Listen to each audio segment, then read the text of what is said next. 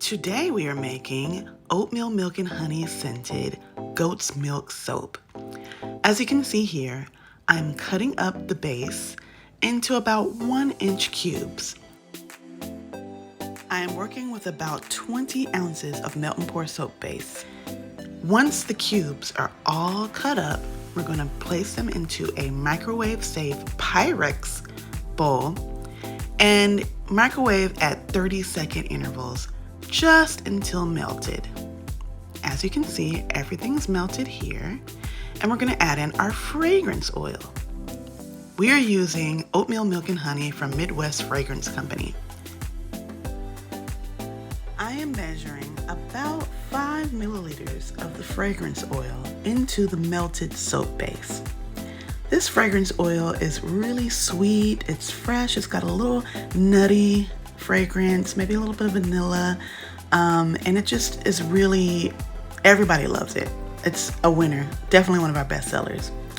Now I'm separating out about 10 ounces of the melt and pour soap base so that I can color it with just a hint of this gold mica. And that's gonna give us this light brown oat color. Really, really nice. The idea is that we're gonna take some of this oat colored melt and pour soap and do a simultaneous pour into the mold.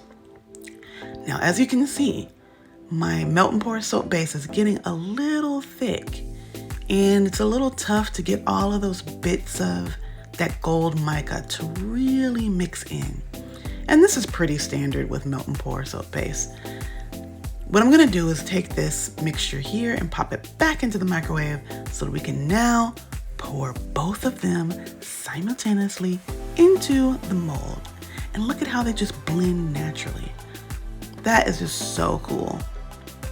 What I'm hoping to achieve is this kind of like a marbling effect. And I think it really turned out pretty cool. And then we're gonna use up all of the rest of that melt and pour soap base. And what I'll also do is I'll take a little bit of that rubbing alcohol and spray the back of it just to pop some of those pesky bubbles. So now I'm just gonna let it cool all the way down. And actually, I let it sit overnight in the mold.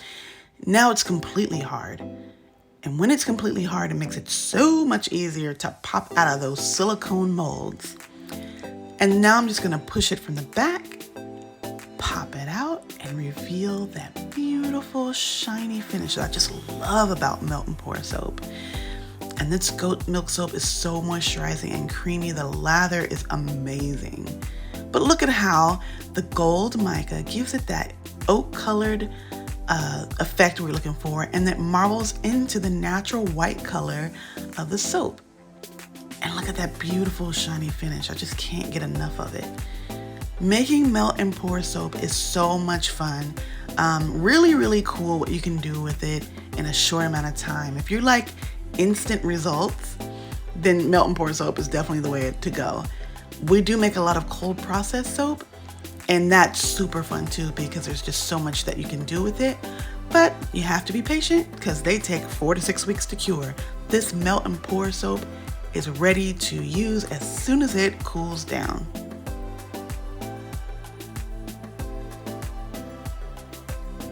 If you're interested in trying out our soaps, please visit www.tiresessentials.com. Also, if you like this video, please hit like and subscribe to see more. Thank you for watching. Have a great day.